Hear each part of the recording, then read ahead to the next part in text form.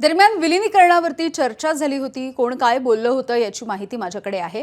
पुढील काही दिवसांमध्ये पत्रकार परिषद घेऊन विलीनीकरणाच्या मुद्द्यावरती सविस्तर भूमिका मांडणार असा दावा रोहित पवार यांनी केलाय.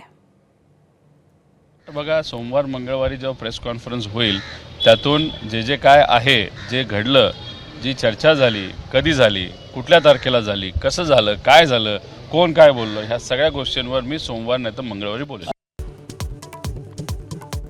चंद्रपुरात ठाकरेंच्या शिवसेनेच्या नगरसेवकांना 1-1 कोटी रुपये दिले. मनसेचे नेते संदीप देशपांडे यांचा गंभीर आरोप.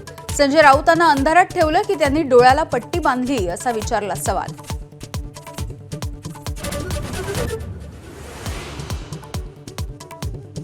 पैशाच्या महापुराला निष्ठेची भिंत तोडता आली नाही. जिल्हा परिषद निवडणूक निकालावरती उद्धव ठाकरेंची पहिली प्रतिक्रिया, महायुतीवरती निशाणा.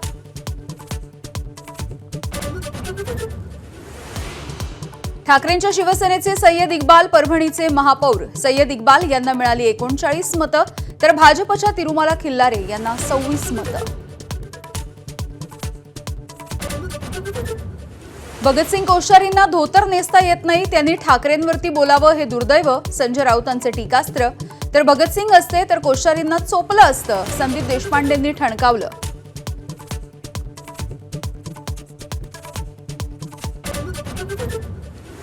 अजित पवार आणि माझ्यामध्ये दोन्ही राष्ट्रवादीच्या विलीनीकरणावरती चर्चा झाली हे सत्य, सुप्रिया सुळे यांचा मोठा दावा. अनेक नेत्यांना माहिती असल्याचंही विधान.